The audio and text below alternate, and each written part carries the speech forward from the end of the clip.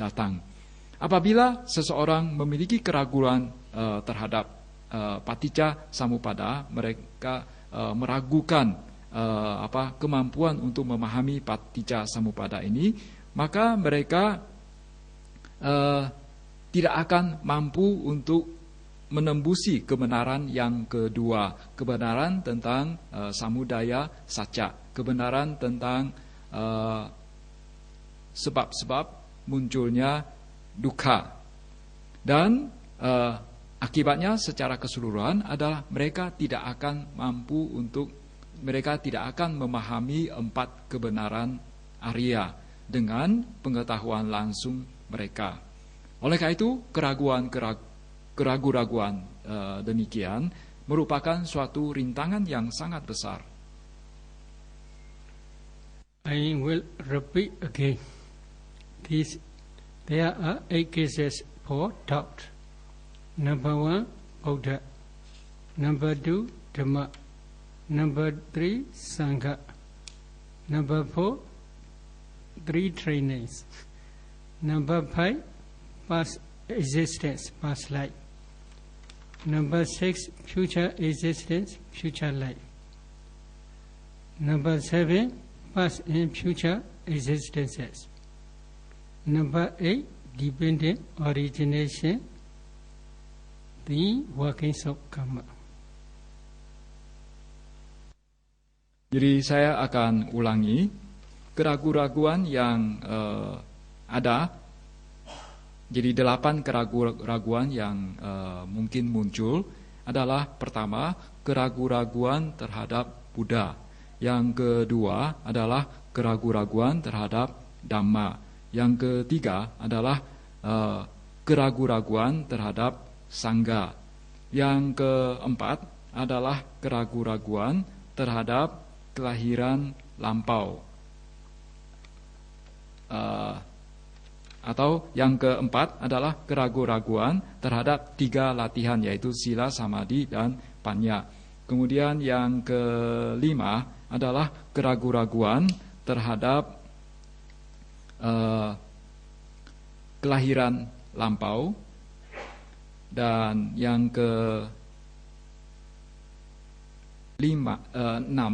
yang keenam adalah keraguan-raguan terhadap kelahiran yang akan datang, kelahiran di masa mendatang. Yang ketujuh adalah keraguan-raguan terhadap keduanya, yaitu kelahiran lampau, adanya kelahiran lampau, dan kelahiran di masa yang akan datang. Kemudian yang keraguan-raguan yang ke-8 adalah keraguan-raguan terhadap Paticca Samuppada, atau keraguan-raguan terhadap hukum karma. Jadi itulah ke-8 keraguan-raguan.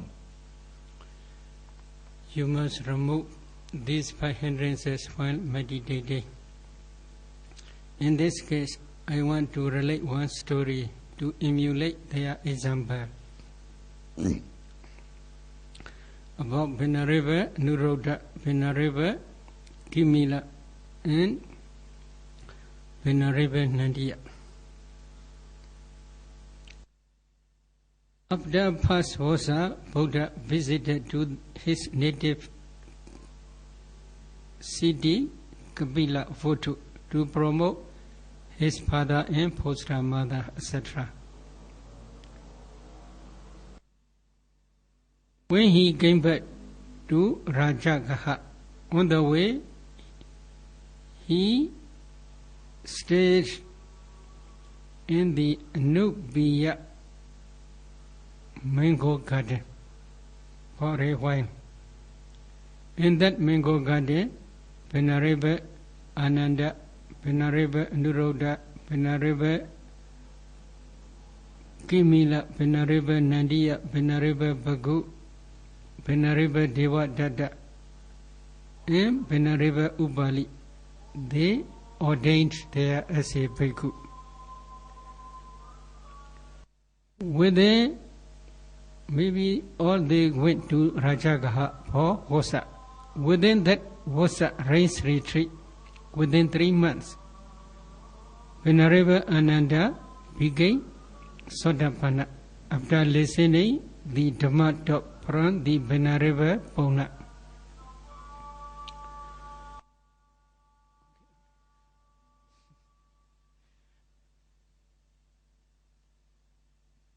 Jadi kita harus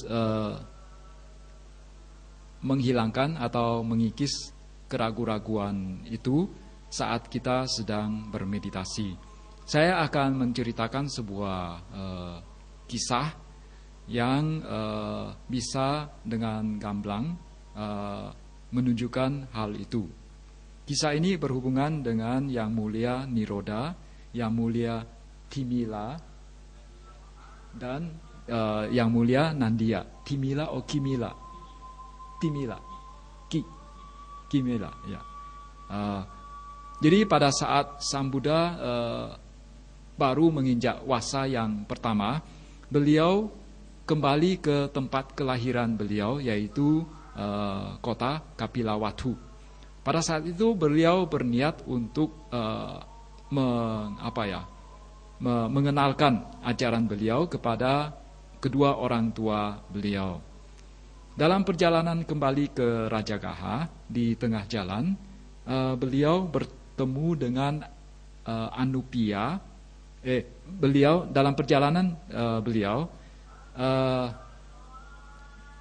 beliau singgah di kebun mangga Anupya, dan di kebun tersebut beliau bertemu dengan Ananda, bertemu dengan Niroda, bertemu dengan Kimila, bertemu dengan Nandia, bertemu dengan Bago, kemudian bertemu dengan Dewadatta, dan bertemu dengan Upali.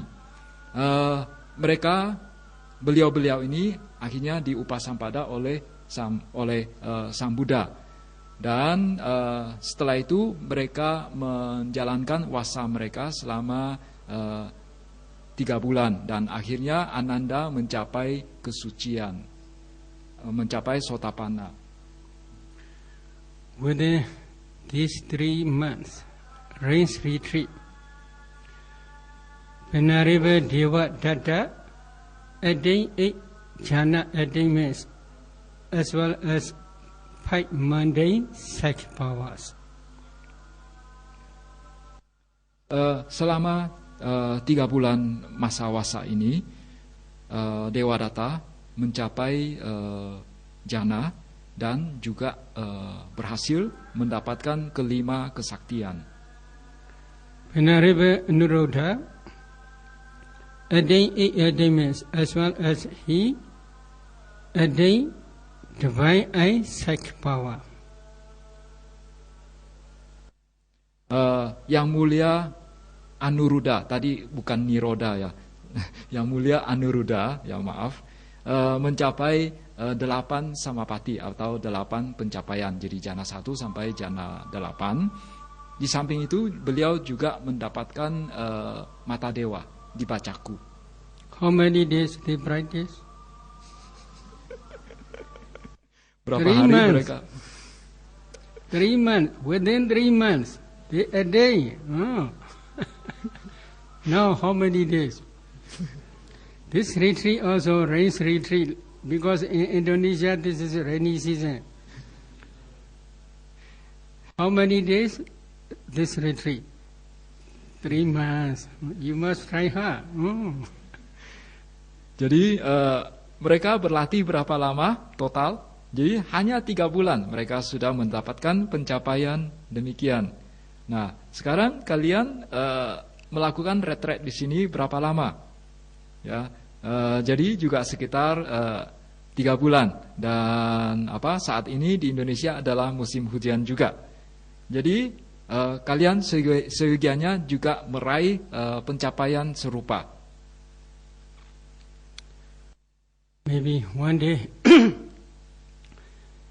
after Vosa, Venerable Anuruddha, Venerable Kimila, Venerable Nandia, these 3 bhikkhus visit to the Pachina Wonsa Dayada. Pachina is east direction. East direction is from Besa Kala forest. In the Besa Kala forest, one time Buddha dwelled there. Because of this reason, from that direction, Venerable Anuruddha's place is Pachina, east direction. Pachina Wonsa Dayada. That Dayada is one type of forest, like here, Botanical Garden. In the same way, this is also Royal Park. Why did they stay there? The king who ruled in that area is their friend. So when they went to the Pachina Wonsa Dayada forest, that king knows his friends are coming to meditate here. Because of this reason, he gave chance to use his royal park for their meditation practice. No one must visit to them. There is gatekeeper. There was also gatekeeper.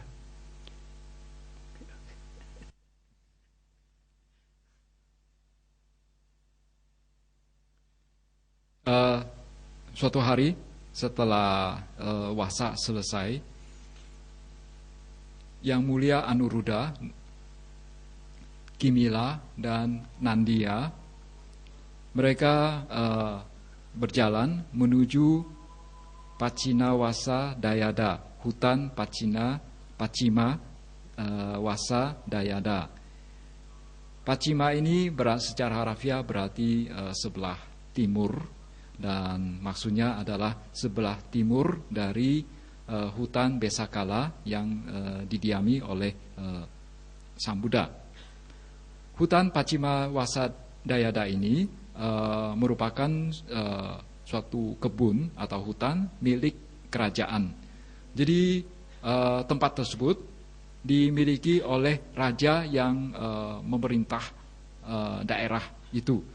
Mengapa mereka ke kebun atau hutan ini? Karena raja tersebut adalah sahabat mereka.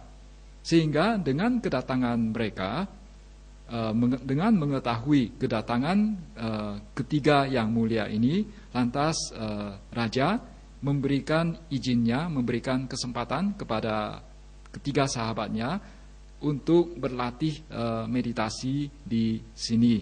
Jadi tidak ada orang yang diperbolehkan untuk memasuki lokasi ini selama mereka ada di sana. Dan hutan atau kebun ini dijaga oleh seorang penjaga gerbang. On one occasion, Buddha dwells in Kosambi, Kosidarama Monastery. At that time in Kosambi, many bhikkhus quarrel to each other. Do you understand? In this meditation retreat, are there many quarrel beings? Huh? So many bhikkhus quarrel. What is the reason? Very few quantity, very few case. Little case. Base. Tribal case. Very little. What is little? In ancient time, there are no water taps inside the toilet. So they put big pot and they use cup to wash. One day, a bhikkhu unintentionally, after washing, little bit water put inside the cup. One Vinayadhara bhikkhu who recite Vinaya came into the toilet. He saw a little bit water inside the cup. He criticized that bhikkhu.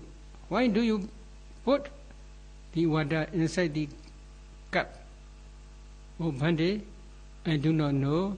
I intentionally left this water.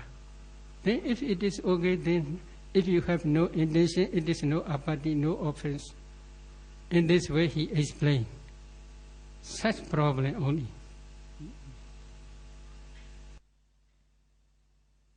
Jadi pada saat itu Sang Buddha sedang berdiam di Kosambi, di Gosita Rama, di Arama Gosita.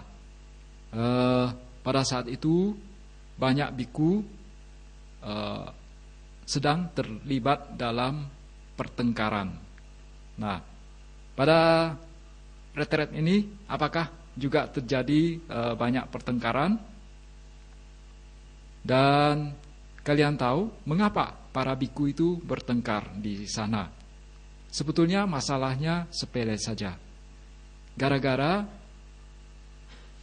air. Jadi di zaman lampau tidak ada keran air. Oleh karena itu, untuk mencuci atau untuk membilas, orang harus menggunakan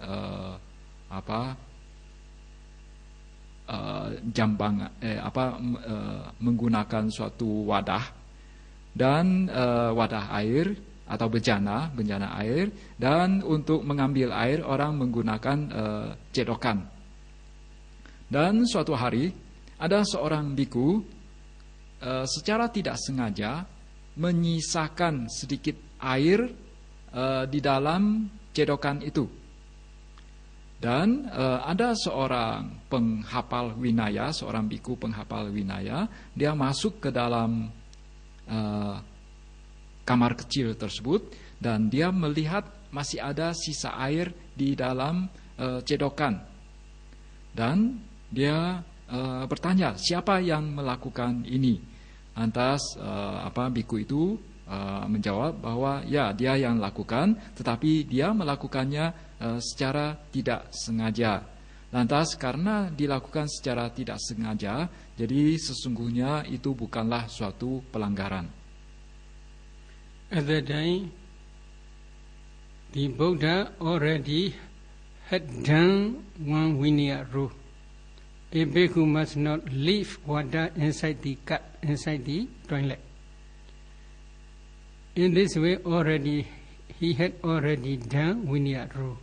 Because of this reason, that Vinaya reciter, Vinayadhara bhikkhu, when he saw water inside the cup, he criticized another one. Another one confessed, one day I do not know. Because of this reason, I leave water unintentionally inside the cup. Or if you have no intention, it is no apathy. In this way, he explained. But later, he cannot control his mouth. Do you understand, Siali? Cannot control mouth. This is problem.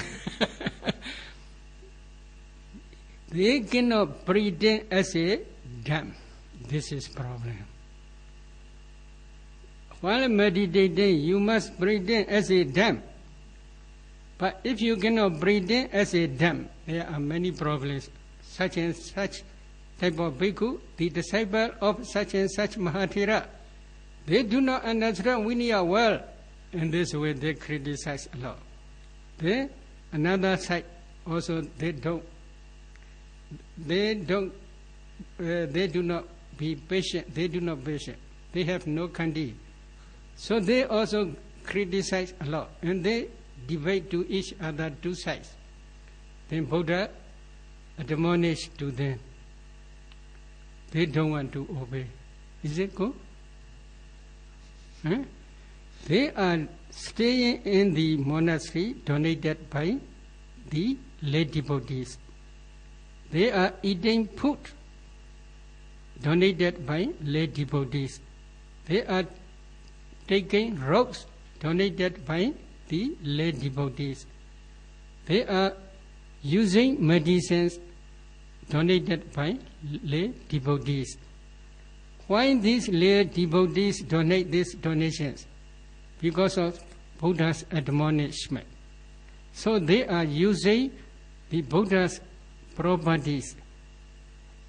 Although they used the Buddha's properties, when the Buddha admonished, they don't want to obey. Is it good? Is it good?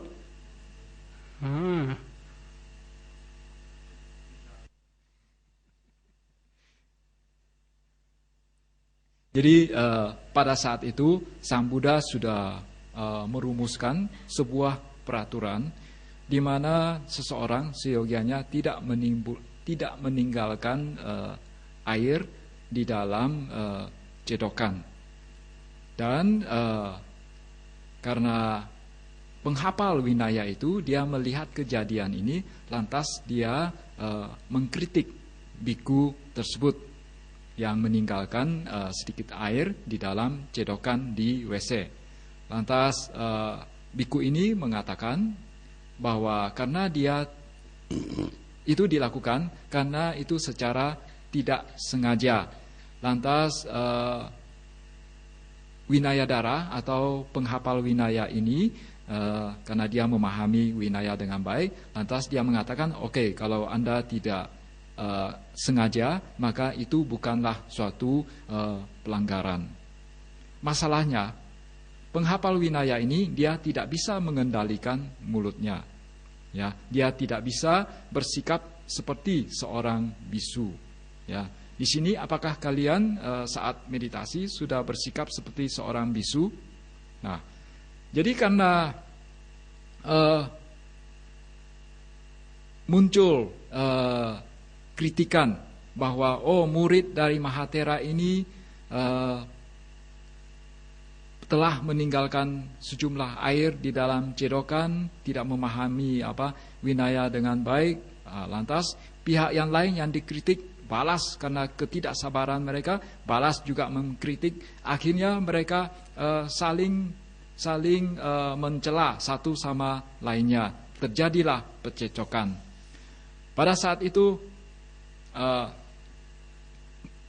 Sang Buddha menasihati mereka, tetapi mereka tidak mau mendengarkan nasihat Sang Buddha.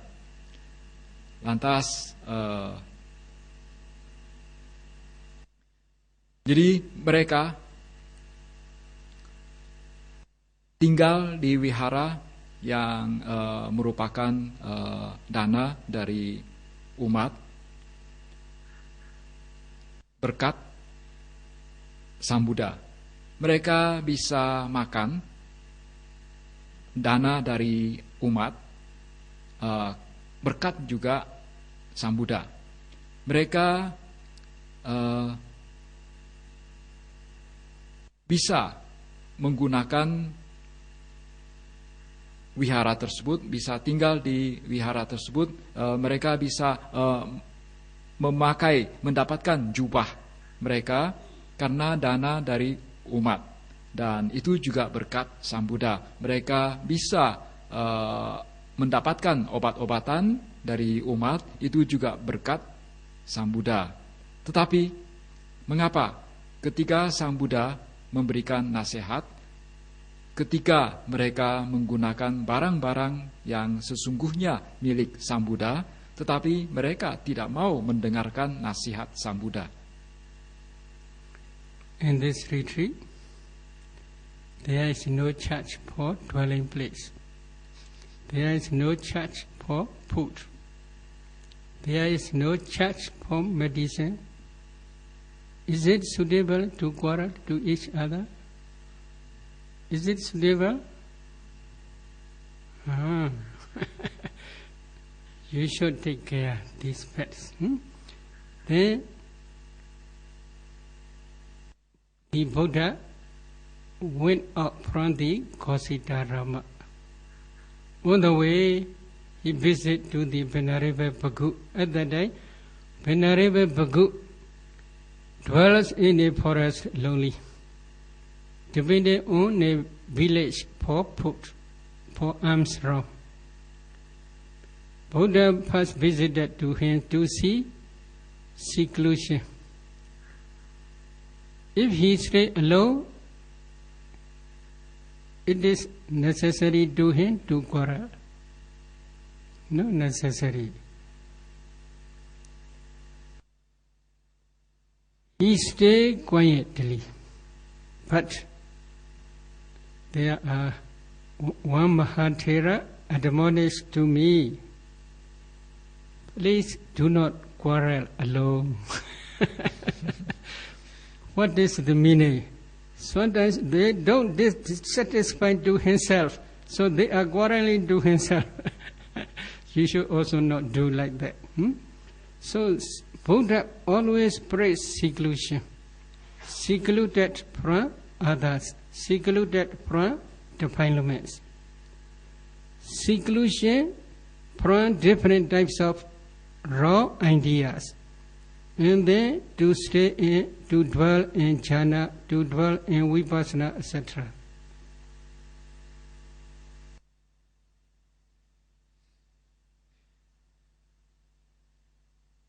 Di sini kalian tinggal di tempat ini tidak dipungut bayaran, kalian makan tidak dipungut bayaran, kalian menggunakan obat-obatan tidak dipungut bayaran. Jadi apakah pantas kalian bertengkar, beradu mulut satu sama lainnya? Pada saat itu Sang Buddha keluar dari Gosita Rama dan beliau mengunjungi Begu, seorang biku yang lainnya yang tinggal di hutan sendirian. Jadi beliau berdiam sendirian, dan apabila ingin mendapatkan makanan maka beliau akan mendatangi desa yang terdekat untuk mendapatkan makanan pindapata.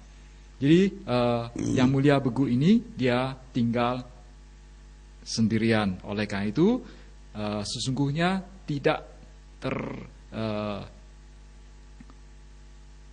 bertengkar sama pihak lain, dan dia sesungguhnya bisa berdiam dengan tenang. Tetapi pada saat itu ada seorang biku senior, dia memberikan nasihat kepada Yang Mulia Begu ini. Jadi walaupun Anda berdiam sendirian, tetapi Anda juga seyogianya tidak bertengkar dengan diri sendiri. Dengan kata lain, Anda seyogianya merasa puas dengan apa yang ada. Jadi Sang Buddha senantiasa memuji hidup menyendiri, karena dengan hidup menyendiri maka kotoran-kotoran batin akan terkikis, kemudian pandangan-pandangan yang salah akan juga terkikis. Dengan senantiasa hidup sendirian maka seseorang akan mendapat jana atau mencapai jana dan melakukan vipassana dengan baik. Then Buddha gave the admonishments to the Venerable Bhikkhu. After giving admonishment to the Venerable Bhikkhu, the Buddha visited to the Venerable Anuruddha, Venerable Kimila, and Venerable Nandiya. There Buddha taught the one sutta called Upakilesa Sutta. Very good sutta, but I cannot explain this sutta this night. Relating to the Venerable Anuruddha's Diva Chakku, divine eyesight power. Jadi sesungguhnya nasihat tadi itu diberikan oleh Sang Buddha, bukan oleh seorang biku senior. Jadi setelah Sang Buddha memberikan nasihatnya kepada Yang Mulia Begu, maka Sang Buddha selanjutnya mengunjungi Yang Mulia Anuruddha, Yang Mulia Kimila, Yang Mulia Nandiya. Dan setelah bertemu dengan mereka, Sang Buddha memberikan sejumlah wejangan yang kita kenal saat ini sebagai Upakilesa Sutta. Sutta ini sesungguhnya baik sekali, cuma sayangnya saya tidak bisa mengajarkannya, tidak bisa menjelaskannya pada malam ini. After giving admonishments to the Venerables, then Buddha visited to the Pali Layaka forest. In that forest, Buddha take Vassa rains retreat for 3 months. Pali Layaka elephant served the Buddha and offered different types of food, especially fruits. The fruits are especially only banana fruit only.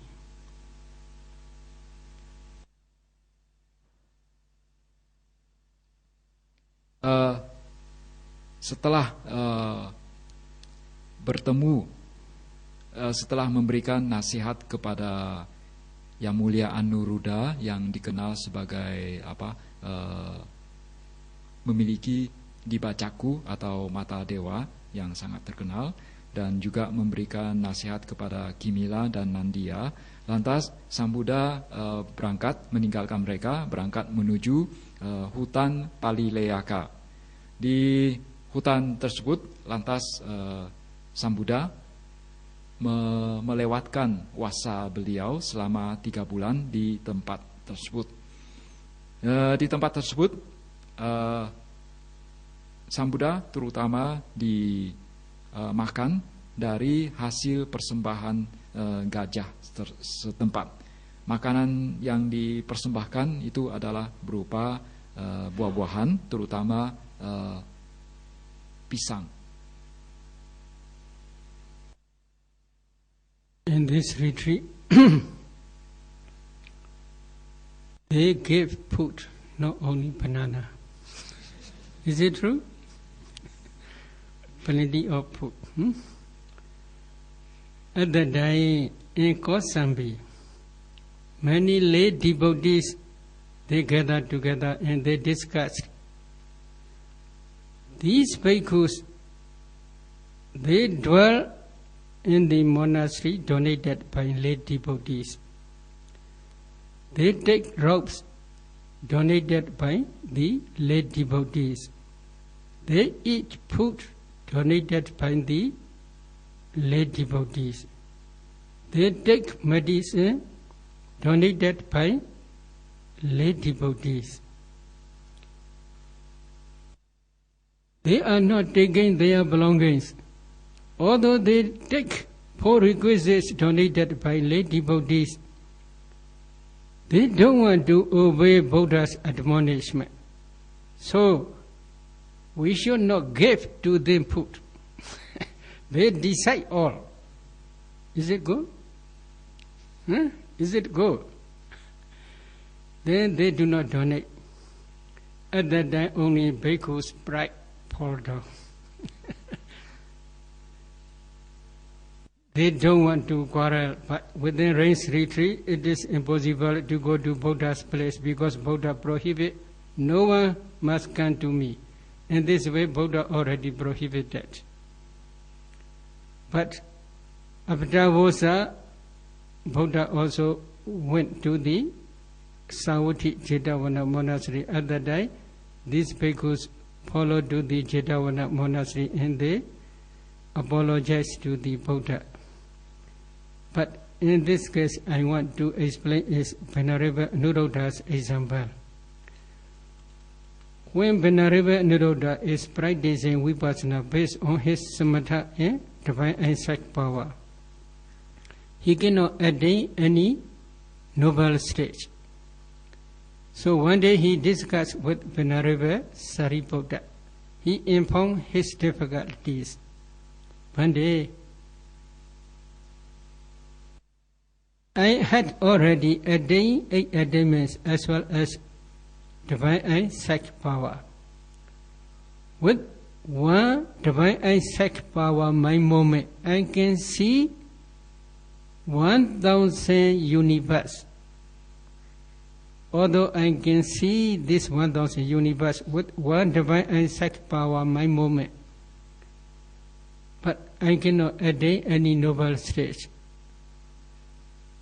In this way, he informed to the Venerable Sariputta. At that time, Venerable Sariputta suggests very valuable suggestion. Dear Anuruddha, you inform me that. Oh, sorry.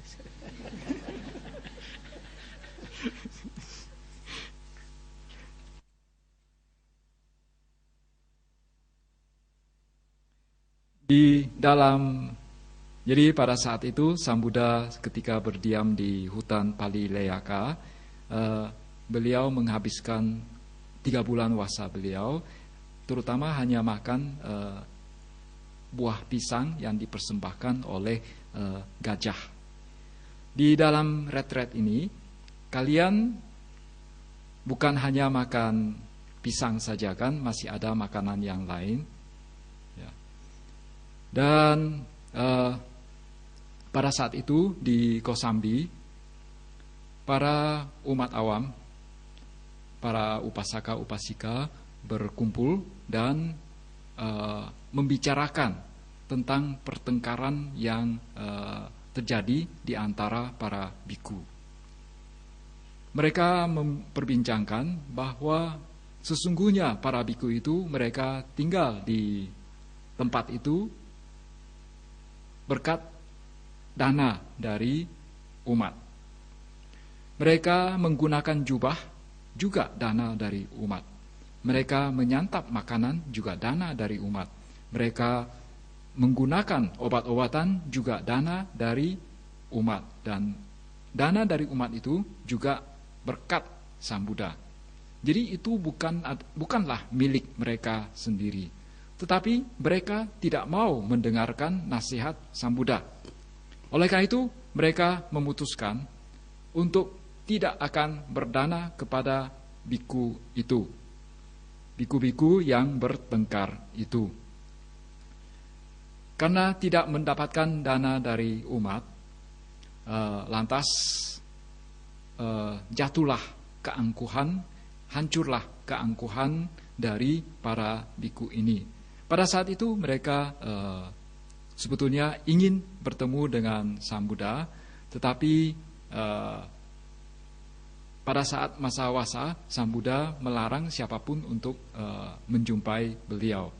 Jadi baru setelah selesai wasa, ketika Sang Buddha berkunjung ke kota Sawathi, berada di Jetawana, barulah mereka mempunyai kesempatan untuk bertemu dengan Sang Buddha dan minta maaf kepada beliau. Dalam hal ini, saya ingin menceritakan satu kisah yang berhubungan dengan Anuruddha. Anuruddha, dia setelah berlatih samatha, tetapi beliau belum bisa mencapai tingkat kesucian. Pada saat itu dia bertemu dengan Yang Mulia Sariputta. Dan dia menceritakan kesulitan beliau. Dia mengatakan, Yang Mulia, saya sudah mencapai 8 samapati, yaitu mencapai jana 1 sampai jana 8. Saya pun sudah memiliki mata dewa. Dengan mata dewa yang saya miliki, saya mampu melihat 1000